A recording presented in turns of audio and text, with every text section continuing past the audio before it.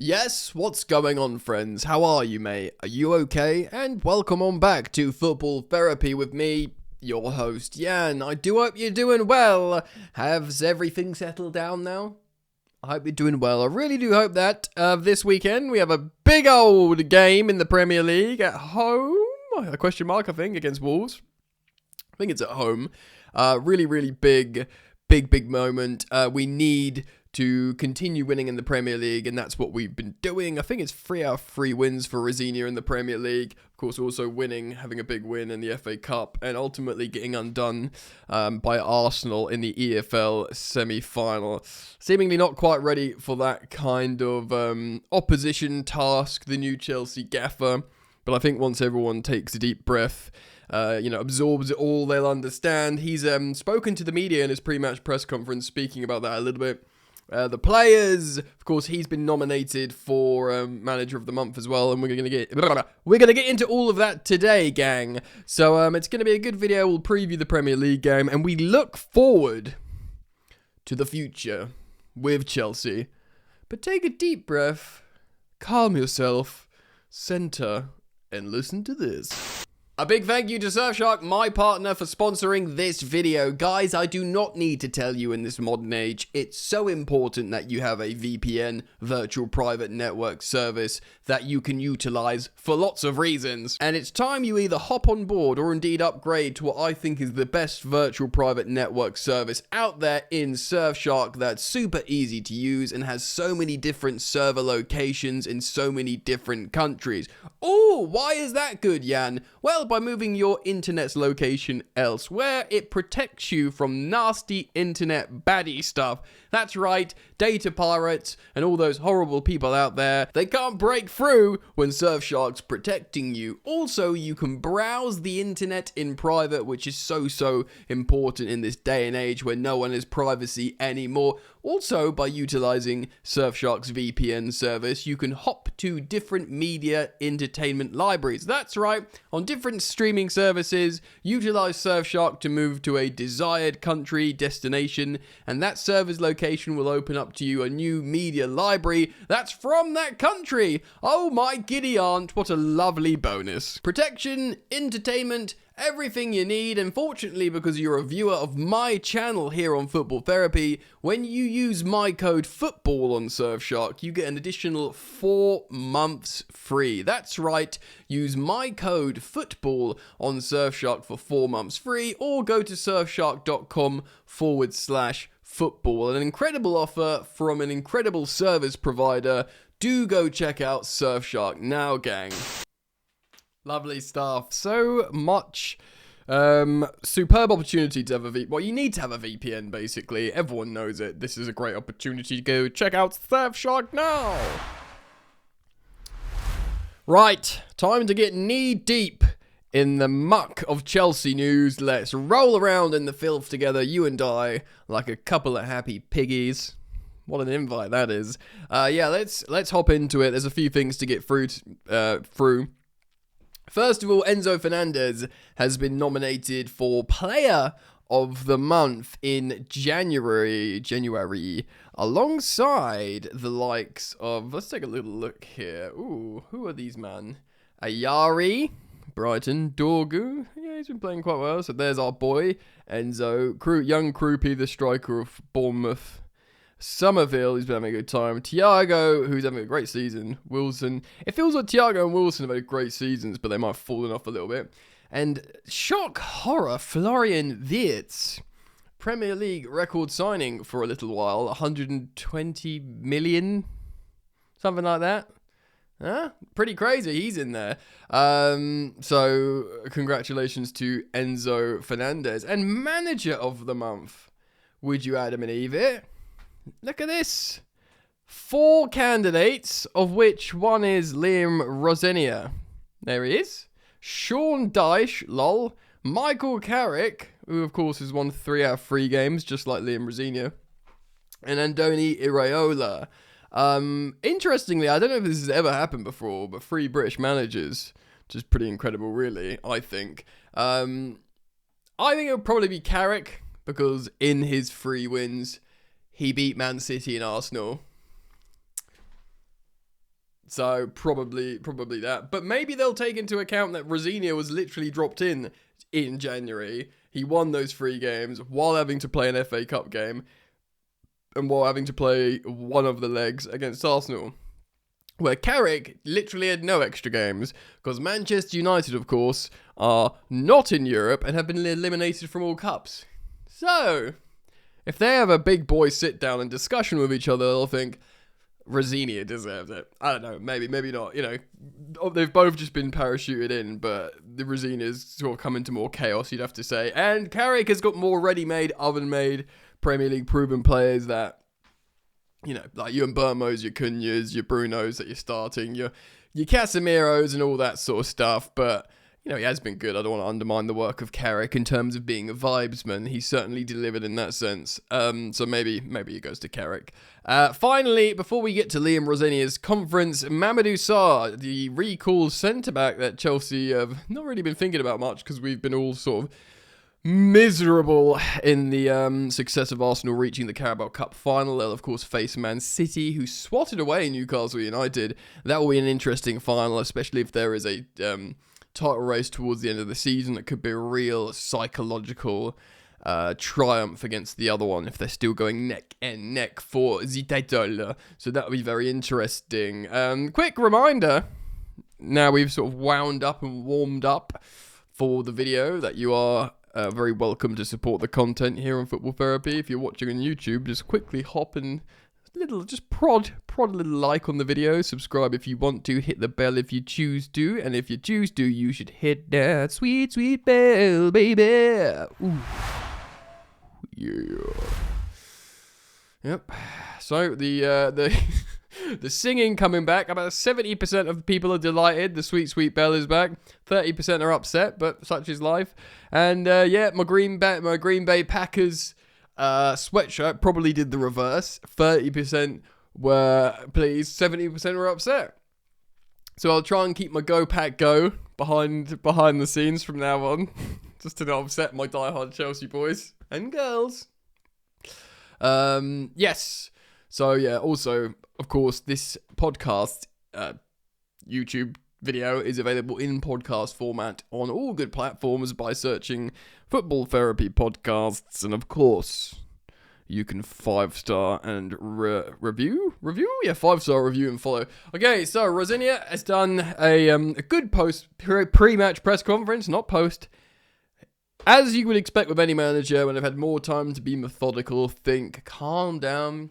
The longer pre-match ones, you learn a little bit more. The post-match ones are often more emotional. And of course, that was the case. They're shorter, aren't they? Just want to get the heck out of there. So let's talk about some of the stuff he said in his presser. I'm getting some of this from @TheBlueDodger, Chelsea Dodgers on X, citing like Bobby Vincent for a lot of it. So we'll go from there. So he asked about if Reece James and Pedro Neto are available. Of course, they didn't pass the fitness test for the semi-final. He says he doesn't know yet. They have training today. It's a recovery day for the lads who played. We will check tomorrow. Yes, of course, I covered this in yesterday's content, like this big sort of medical team conspiracy that, you know, there's this team that is just holding back players from the coach. And they're, you know, just to try and infiltrate and burn Chelsea from the inside. Personally, I think it's a little bit silly. I think we've brought in a good medical team to protect players and prevent what we've had in recent years of incredible injury crises, especially in a season where it's unprecedented in terms of after a Club World Cup and no real time to recuperate and, you know, stop the load on muscles and keep soft tissue safe. He asked about Jamie Gittins. Yep, £50 million left winger, tricky winger. Apparently I need to sneeze. So I paused the recording to find the sneeze, so I don't embarrass myself. But just when it comes, I'll let you have. I don't know why I find that so funny. I'm dumb, right? Liam Rosenior and Jamie Gittins. Jamie is more long-term. He's got a tear in his hamstring, poor lad. Which is a real shame for him. Yeah, that is a shame. We're yet to see the best of Jamie Gittins. He had half a good performance for Liam Rosenior. What game was it in the cup where he ripped the absolute worldie? It was from Maresca, wasn't it? I can't remember what game it was. And he had a good game against weak Champions League opposition early doors as well. So that is interesting, but he's out for a while. Jamie Gittins seemingly very serious. So two players who did feature a bit against Arsenal in the semi-final. Of course, they came off the bench. They both have their own reasons in Estevao Willian and Cole Palmer. They both had their reasons why they weren't just fit to play 90 minutes then. Cole's being managed. Estevao's just came out from Brazil on compassionate leave. But the idea was it kind of worked to give him the old 1-2 punch. Like, again, I'm not going to do it to death, but I spoke about the tactics. Go see the previous upload for more details on that. Liam Rosenior did go into more detail on Cole Palmer. He said, what we're doing, and not just with Cole, but with all the players, is doing the right tests. We are making sure these players can play at the level they need to. They need to be. He's been magnificent. Of course, Cole Palmer wants to play every minute of every game, but he's also maturing as a human being, and he understands the bigger picture. The lads played the Club World Cup, had no break. They had World Cups to go to. So he goes on. I watched the pre-match press conference. I'm reading comments here, but he goes on and a little bit more on Cole, saying like, yeah, he's seeing the bigger picture now. It's not just about this season. It's about protecting himself for his career, and making sure, even if he doesn't screw up his career future long term, that even he just doesn't go through, and this is me speaking now, I've stopped paraphrasing, that he doesn't go through like the Reece James period of like 18 months, 2 seasons. We can't afford that to happen with Cole. Not like, we couldn't afford for it to happen with Reece, Certainly not with Cole Palmer. We need to make sure we protect him properly, and we get him right, man, because he's catching strays. Well, not even strays. He's catching heats. He's catching bullets. He's catching heat. He's going through a difficult period, and lots of people are sort of targeting him. And I think he sees it. As much as he acts like this nonchalant guy, just doesn't give a so-and-so, I do think he does care. And I think he wants to play as well as he can as soon as possible, but his body needs to be up to it, his mind needs to be sharp, and he's still a lad, and it's up to Chelsea as an institution, not just like, the gaffer and Rosenior, or this, the much maligned medical team, or the sporting directors, everyone involved, the coaches, the cafeteria people, like everyone, to support each other and, make sure he comes through and becomes this guy that he can be again, It's so important. Let's move on. A little bit more on the Arsenal defeat, because they asked him, I'm sorry, we will tuck this away to bed eventually. The noise doesn't surprise me at all in terms of talking about the criticism. I did this to death in 2 videos. It comes with the territory. What other teams do, it has nothing to do with me. What people think about the way teams play makes no difference to my decision making. We didn't go through, so there's always things you can do differently, but that was a very, very solid performance, and the game could have easily gone our way. I do believe there was a moment in the second half where, this is me talking now, it was edgy, it was nervy in the Emirates. You had Arteta looking really worried, scratching his chin, talking to his coaches, like, what do we do, sort of thing. I believe it could have gone either way. I'm not going to go into this next bit too much, but you saw on the pre-match, there was he was sort of trying to do the Mourinho thing of shouting at the other players for encroaching onto his trainings half of the pitch. It's the kind of thing that Mourinho used to do. There's actually, apart from the tactical game plan itself, there's a lot of little Mourinho-isms that Liam Rosenior is trying to employ. He's not laying it on too thick, but he did, I'm not arrogant, I'm a very good coach. He's done a few other things, that kind of stuff in the warm-up, shouting at the other players, that's very Mourinho. The way he talks about this club and the fans, I would have booed us and all. He's doing a few things. He's not going crazy, making a caricature of himself. I want to be Jose, but he's sort of identified this, positive Chelsea heritage culture element of the club. And we're sort of I'm going to bring a little bit of that in, which I quite like, personally. So I've still massively got this cold that I can't shake. One day, I will get better. Once I move house, I tell you what, guys, moving house, was it death, divorce, and moving house are the 3 most stressful things.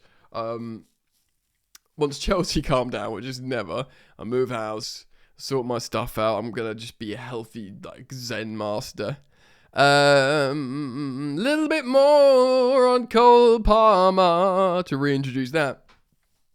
So Palmer, yeah, looking frustrated. We've said that. You know, he's visibly frustrated a lot of the time being caught on camera.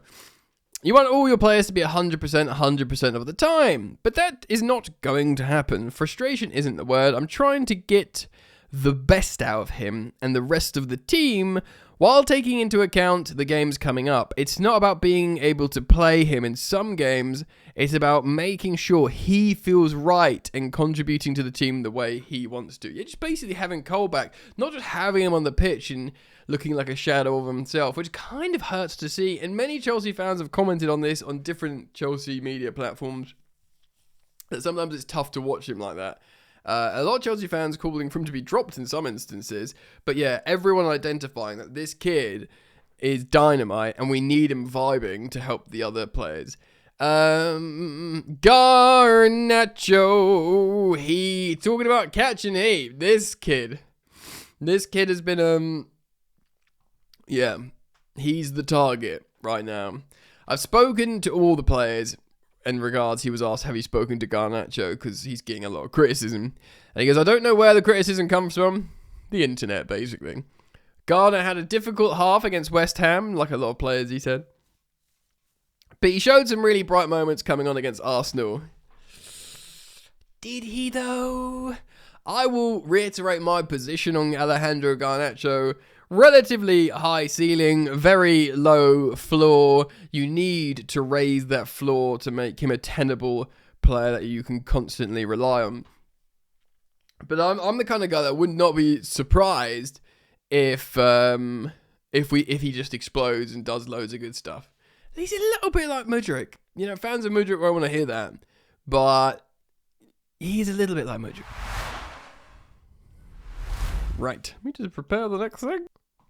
He was asked about the players, how they reacted to the Arsenal loss. He said, look, it's a massive blow. We believed we could go through. The lads were devastated, and rightfully so. You get setbacks in life. I kind of like that. I mean, obviously the Arsenal fans were, you know, taking the mick out of Wesley for crying at full time. The players wanted to get through. I think it's not so much that they missed out on the Carabao Cup final, because they won 2 trophies last season. You know, the Carabao Cup isn't missing. You're not losing a Champions League final. Do you know what I mean? They beat PSG in the Club World Cup. You know, smashed them to pieces. The Conference League, I'll always say it's like a gateway trophy. Like, to me, there's not much difference between the Conference League and the Carabao Cup. You know, the Carabao Cup, you might play slightly better teams in the run-in, but at the same time, you're traveling away into different cultures in the Conference League in different countries, and there's a little bit more of an aspect of journey and culture with that, which is a rewarding thing. And of course, if you come up against a good Real Betis team in the final, and you know, it's a good gateway drug to win that trophy. So I think genuinely these Chelsea players did believe they could overturn it against Arsenal. They probably felt at 60 minutes, right, the plan's working, everything's going to plan. We know Estevao and Palmer's coming on. The Emirates have quietened down quite a lot. They're not knowing what's going to happen here. This is precisely what we've planned. And they probably thought this is the half hour. And, you know, of course, Wesley had a couple of shots, and that's probably why he was a bit upset, because he thought he had that chance at the near post. Fernandez had like 3 shots. We had 15 shots, basically. Only 2 on target. So Arsenal were excellent at defending, but we're not going to go over that again and again and again. So we've got a little bit more to talk about. Let's keep this train going. Liam Rosenior on knowing his best 11. I got asked this question not long ago, the Chelsea manager says. I don't have a best 11. I don't think best 11s are the way to go. I'm learning about the group all the time. They know the journey. I want to go with them. He talks about certain opposition will have certain starting 11 requirements and finishing player requirements. He's big on the finishes. I think lots of managers are now. This will be an interesting one. This might split people, because a lot of people think, oh, you got to do a Luis Enrique, what he did last season, and just use the same 13 players and win the quadruple.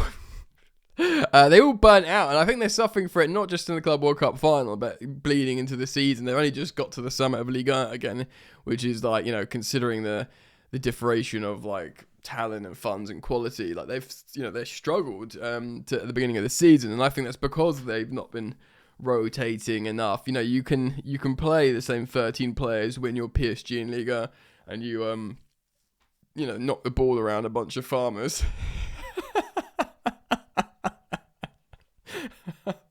I don't want to say that. Liga I will reiterate what a lot of intelligent football people say, and Liga stylistically and profile is the closest thing to the Premier League in Europe. But despite it being like stylistically profiled close to the Premier League, it's still probably like the 5th best league, if that makes sense. We will be previewing the Wolves game in a minute, so let's talk about what the gaffer said about that. On preparing for Wolves, we prepare in the exact same way. I've watched Rob's team recently. They put in a good performance against Bournemouth and were unfortunate not to get anything from the game. I want to see consistency from this group in our engagement in every game we play. It's another important game in our season. He speaks about English managers going head-to-head. He speaks about the Strasbourg multi-club model.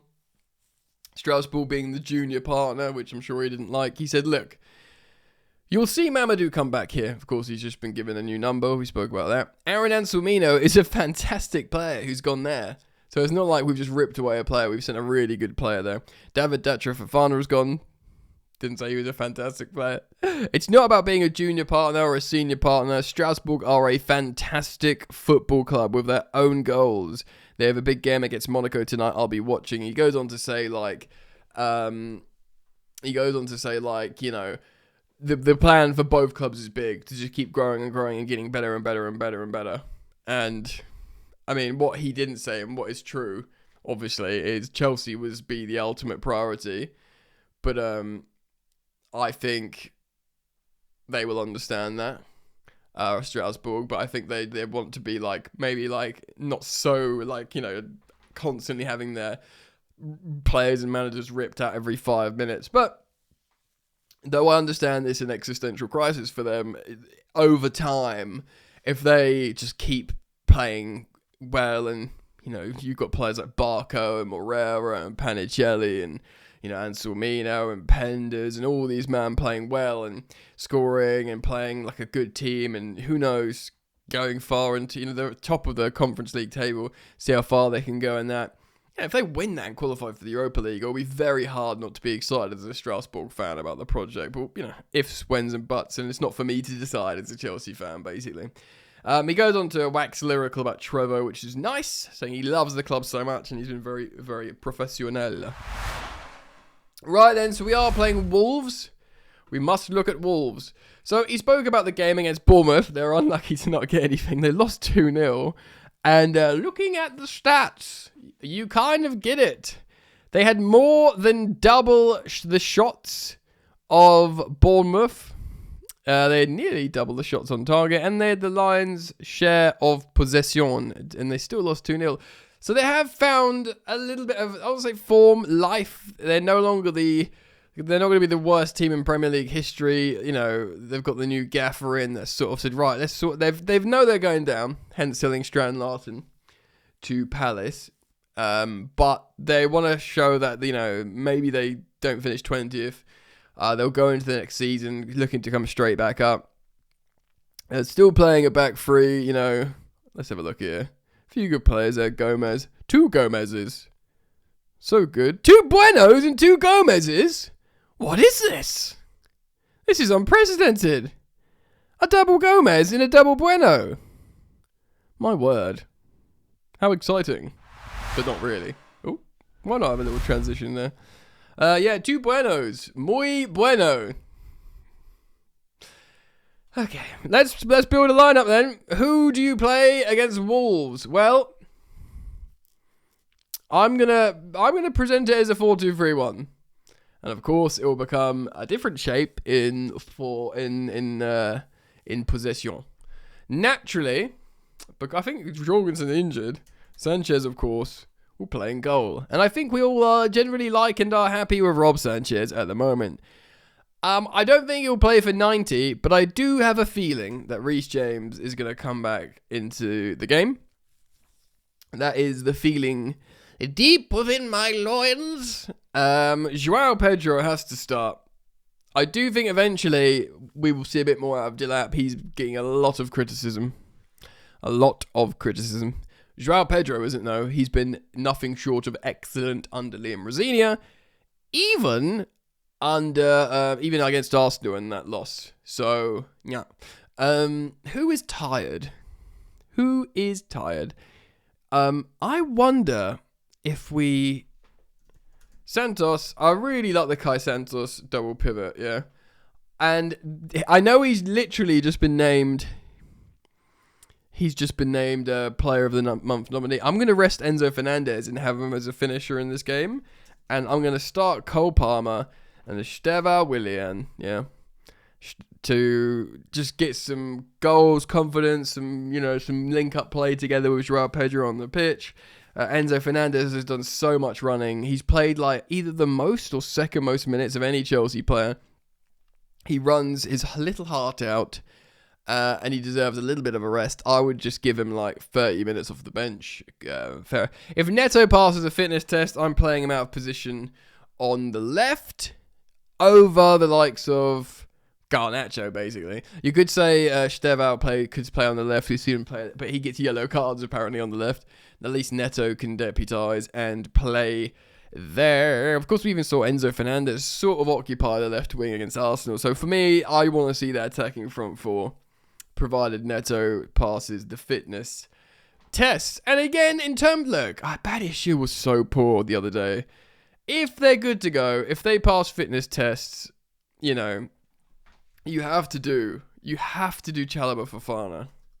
I just don't want to see Tosin or Bad Issue. I wouldn't mind seeing Joshua Champong.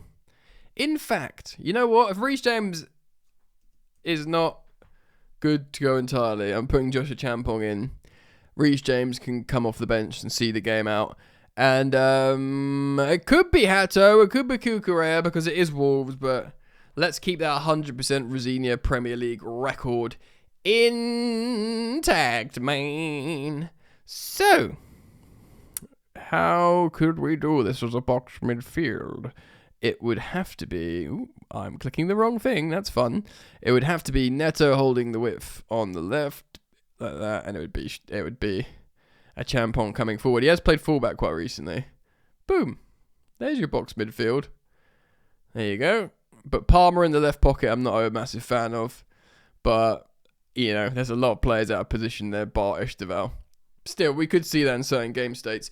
I think Chelsea are going to win this game, and that will be a continuation of what has been described as a good start. A good start for Rosenior as Chelsea manager. 100% record continuation in the Premier League, qualification to the next round in the FA Cup, and a frustrating, if not valiant effort and a semi-final defeat to, sadly, the best team in the Premier League right now in Arsenal. If it was any other team, it probably wouldn't hurt as much, but it's the Gooners. Yes. So, guys, let me know your thoughts. Please do leave them down in any and all comment sections. Thank you for liking the video, subscribing, following and 5-starring on Spotify. Actually, while we're here, I'd like to do a little what do you call it? Live update on how many 5-star ratings I've got on Spotify, so you guys can be like, oh, Jan's got a little few more. So look, I'm 4 off 800. I've got 796, which is a lot, but I want more. I want to get to 1,000. So if you do use Spotify, simply search Football Therapy Podcast on Spotify and give us a 5-star rating. I think you got to listen to a few seconds to it if you usually watch it on YouTube before you can qualify to 5-star. Other than that, gang, yeah, I mean, I genuinely really do recommend getting Surfshark. I use it all the time, especially when I watch football and other stuff like that. And of course, there's a great offer, 4 months free. So click the link in the description. Go up, either change, upgrade, or indeed get your first VPN. Right. Stick with me. See you soon. Enjoy the football if there's any. Peace.